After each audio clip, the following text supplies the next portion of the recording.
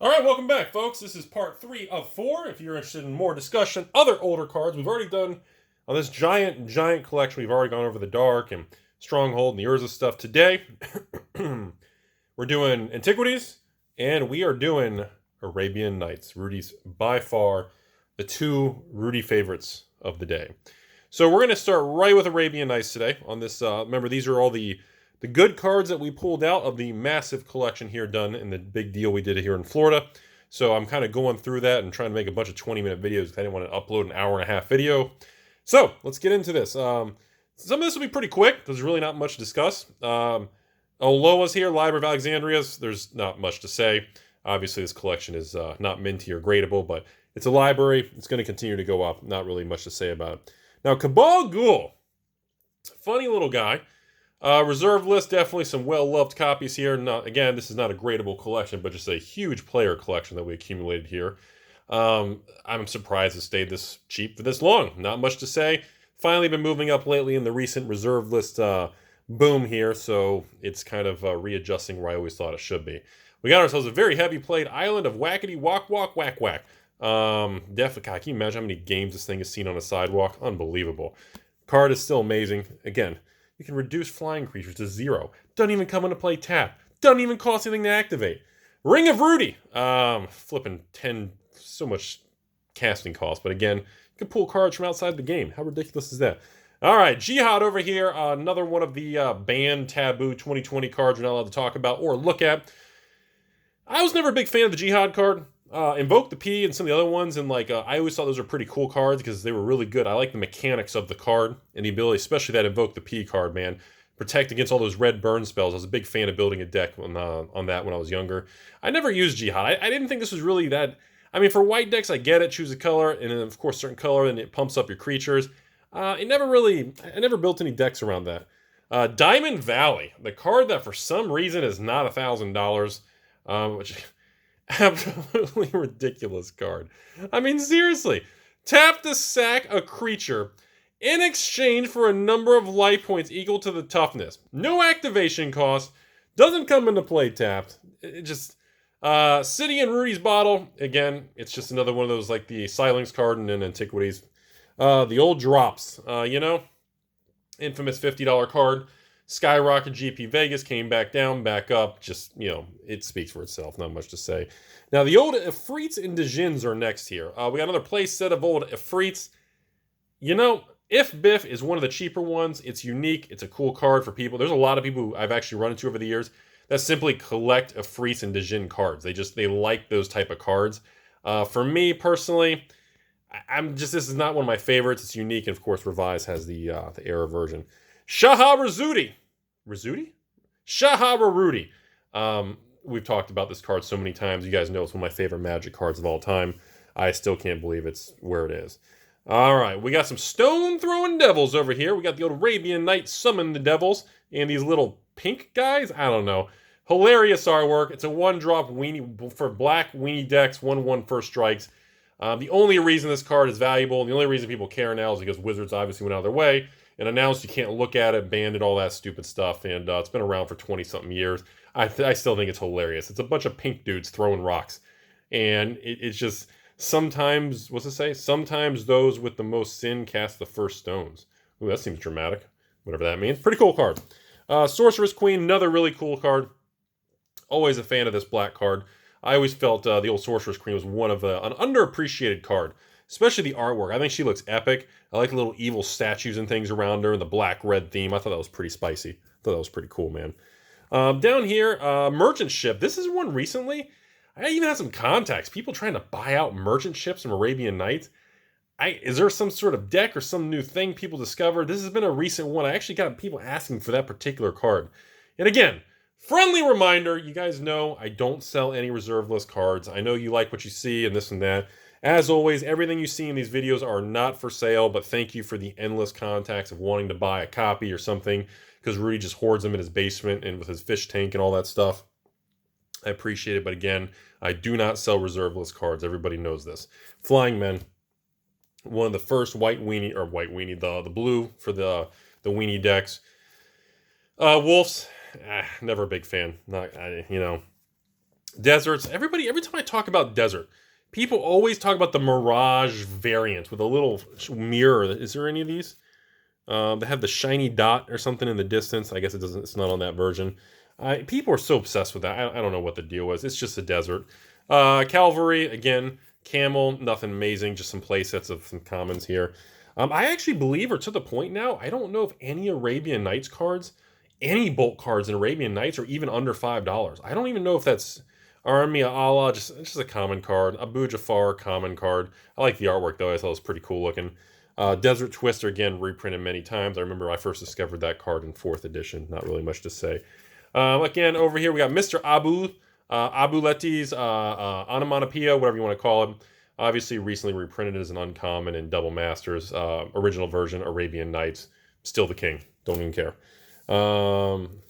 We got the ring over here. Blah. Rook Egg. Probably still one of the best commons in Arabian Nights. A bunch of copies of that. The old coin flip, Afrit, I think it is. I always love this bizarre watercolor artwork. If they talk about a creepy piece of art, that's what always, and then it's like is that an upside down like Aladdin's lamp or something? I always thought that was kind of a creepy, crazy card. I always thought that was kind of awkward. The old scepter sword, pretty cool. More Rook Eggs, Brass Man, nothing. Man, nothing. So again, Arabian Nights, you guys notice I kind of went a little quicker. Kind of zipped through it. Really not a lot to say about Arabian Nights. I've already talked about it so much. You guys know where I stand on Arabian Nights. It's just, there's really not much. I feel like we're just kind of repeating the same thing when we talk about something like that. So I kind of went a little quicker to skip over the Arabian Nights because everybody knows. It's 2020, am I right? Everybody knows, you know, kind of the positive, negatives, Arabian Night. We all kind of, it's kind of old news. So, all right, so this back area here of Antiquities. I'm just going to glance through this stuff. These are a lot of more of the cheaper bulk cards of Antiquities or Ivory Towers. Original Ivory Tower. Still one of the most iconic pieces of art from Magic the Gathering. Love it. And I love how it says continuous artifact. I love that wording back then. Millstones for the original mill decks. Might Stones and Meek Stones. By the way, Might Stones and Meek Stones are reserve lists, but they've never done much. Artifact, Blast, cool cards. The Creepy Priest. I love the Goblins. One of my favorite cards. Look at the eyeballs on those goblins. It's like the little dudes from the Halloween movie. Gremlins. That's what it reminds me of. Super cool card. Old Thanos. We got weaponry and wands. Blah. We got the old Amulet, the funny looking table with the line down the middle. There's the Meek Stones. Felden's Cane for shuffling the old graveyard. We got the Tomb for the book. Dragon engines and statues. Damping field. Oh, Power Leech. There's one we can talk about. This was one that I had talked to everybody about in 2017. I made a video, if you guys remember years ago on this channel, where I bought an investor out in like 2017, 2018 on Power Leeches. It was like 150 or 200 copies of this card. It was like, I don't remember what it was, $2 a card or something. And I couldn't believe, like I wasn't even familiar with this card, never built decks around it. But I couldn't believe how actually cool and useful the card is in actual gameplay with old school and everything. I had no idea. And I remember thinking, why is that card from Antiquities only like $2? And I think the played ones was like $1. This was years ago, of course. I don't know what it is today. I would assume it's maybe 5 to 8 range. It's gone up from a couple dollars, but certain cards like this are always, I'm pretty sure it's reserve list.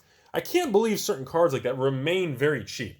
That's always surprised me. I always thought weird cards like that would move, or somebody would come up with something creative with it.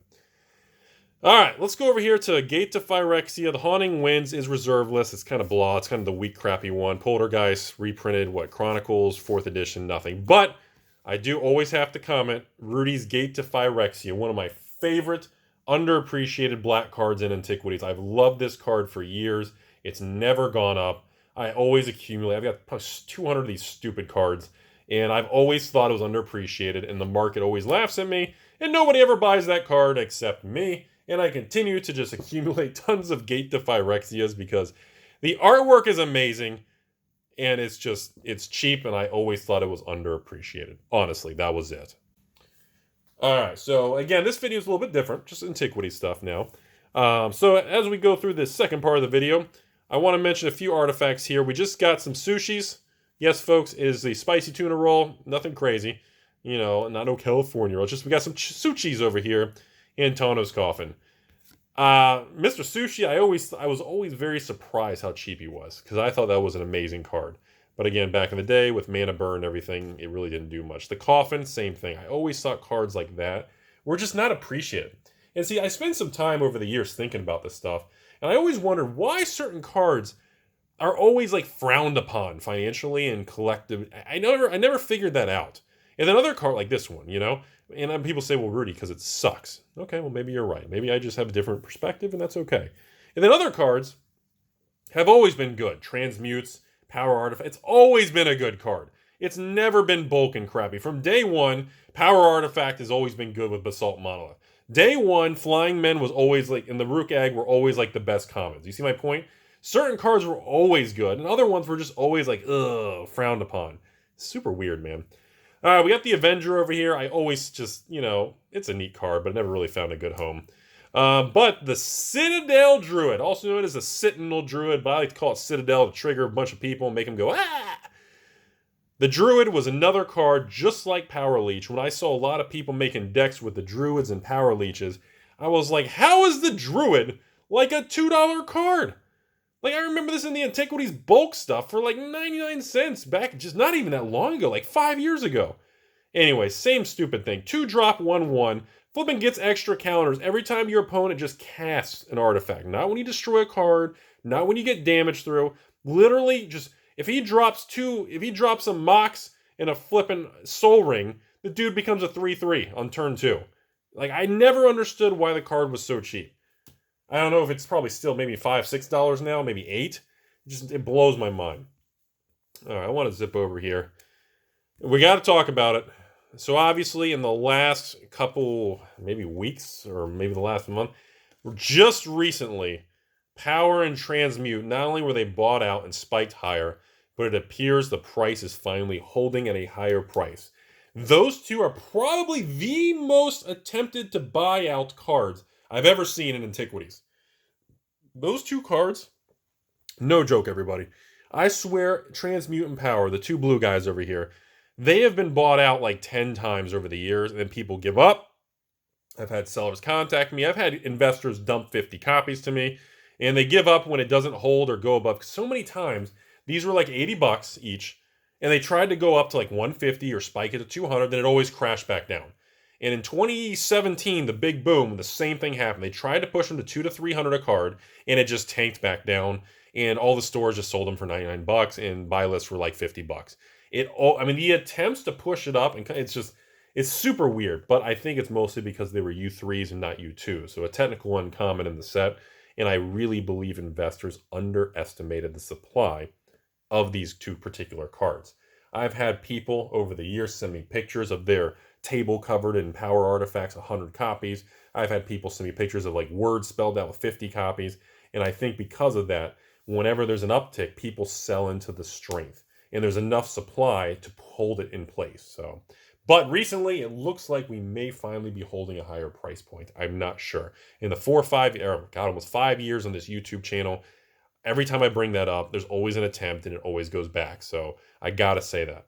The white cards over here, not much to say about these. I've never been a fan of Damping Field or the Martyrs. I just don't like these two cards. I think they're garbage. I don't like them. I think the artwork's kind of cute, I guess. I like the Martyrs artwork better. I like these two dudes. You got like, I guess a black and a white dude with black and brown hair and like crazy. One guy's got like some magic and a sword. I like that artwork. That one's really cool. It reminds me of Vesuvian Doppelganger. I think that's a really epic piece of art. This thing with with like the floating dagger, it's too cartoony looking. It doesn't do as much. I don't like the cartoony look. I like more of that feel. I don't know. But anyways, I'm not a fan really of the mechanics of either card. I don't think the mechanics are that good. All right, so let's jump over to the lands here. No, unfortunately, there are no workshops. I know that's what everybody wants to know. The collection did not have the most expensive card, the $1,000 to $3,000 workshop. These are just all, I didn't even have strip mines or anything. Not even the different factories. These are just Tron lands. So at this point, I probably got 1,000 Tron lands of original Antiquities. I've bought them many, many times. And to this day, remember Tron lands, even recently, Tron lands are reprinted double masters with the new artwork, the panoramic thing, which look amazing. I'll be honest, they look amazing. Foils, VIP, showcase, blah, blah, blah, onomatopoeia, soggy, flippy taco, we know. But I still feel original versions like this are just, I love them. They are just, I'm so passionate about these original Trons. They're so symbolic. But again, it is an argument for the reserve list, because if the reserve list is, these cards were on the reserve list, these original Tron lands would probably be like $100 a card versus what, $5 a card or something, or whatever they are today. Who knows? I mean, again, as you guys know, I don't price check everything every day just because I'm not looking to sell anything, so I really don't care. But the fact they've been reprinted in Chronicles as a white border, reprinted in the core sets with the black border foil 7th edition versions, that are very, very beautiful. And now we have the new versions again. It's really stunted the growth. The fact it's not reserve list has really hindered the growth of the originals. There's been a substantial difference on stuff like that. So that's been very fascinating to watch. So, all right, so that's all I have for today's Antiquities and Arabians discussion as we continue to go through and discuss this massive collection purchase here in Florida. Where there's only one more part coming up, and that is going to be with the Unlimited Revised dual lands and some power cards and all that fun stuff coming up probably in the next day or two, whenever. I'm not sure when you guys see these videos. I'm filming a bunch of them, but the fact it's over an hour, I'm chopping it up here. Final conclusion so far on Arabian Nights Antiquities. Looking at the Pokemon market, looking at the Flesh and Blood market, the Final Fantasy market, looking at the Force of Will market, looking at even just sealed boxes of Magic products. I mean, across the board. When you look at the whole collectible world, how on earth can you not see things like this and think they're undervalued? That's just my perspective. And again, you're talking to a guy who has a bunch of money and a bunch of skin in the game. So, but to me, I keep buying them because I think they're cheap. If these cards were, if Transmute and Power Artifact were $1,000 a piece, I would not buy the cards. I would stop buying the old cards. Does that make sense, everybody? The fact that the cards remain cheap, I continue to buy them. If Shahrazad was $1,000, I would never buy another copy. I would stop buying. But the fact that the prices, here we are, these cards are 27 years old? And I can buy reserve list cards, like Power Artifact or Transmute for like $100 each? Or buy Tron lands for $5, $10? Or Power Leeches for a couple dollars? Are you serious? That's my perspective. That's why everyone keeps saying, why does Rudy keep buying this stuff? The guy's just hoarding and just stripping the supply out of the market. I don't understand. Why does Rudy... I looked at his eBay. All he sells is new stuff. But where do all these old cards go? And simply put, I am so obsessively passionate about these.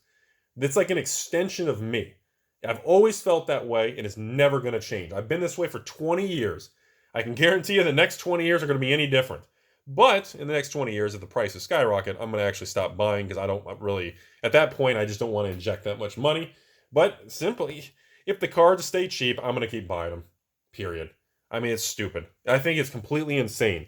I'm seeing Pokemon boxes for $10, $20, $30, $50, $100, $200,000. I'm seeing, a PSA 10 Charizard for 6 figures. And I'm seeing original Magic cards like this stuff. I mean, the 4 Horsemen. And the prices are this cheap. And if I'm wrong, I'm wrong, and I will be proud to be that poster child for dumping my life's money and keep doing this into this because I just think it's stupid. I think it blows my mind how expensive everything is in 2020, and these cards remain cheap. That's my speech today. The most important thing, I hope everybody learned something. Hope you enjoyed seeing the cards and the videos, and as always, make your own decision. Think about it. Is Rudy just pumping the market? Why would he pump the market if he only wants to buy, but he's not selling? Wouldn't it be better for Rudy to keep them cheap so we can keep buying? Yeah. And guess what? The prices haven't moved. I'm going to continue to buy. Hope you guys enjoyed part 3 out of 4 today. And gotta admit, they're gorgeous cards, man. They're absolutely beautiful cards. Have a great day, everybody. Be safe. Enjoy the world. It's a beautiful world out there. Remember, don't get wrapped up in all the crazy stuff and politics and culture wars and all the negativity. A lot of beauty out there. Sometimes you really just got to take a chair, go put it in the middle of the grass, get a taco and a drink, and just remember how beautiful the world is. You're going to miss out if you don't pay attention and you get wrapped up in stupid things. Have a great day, everybody.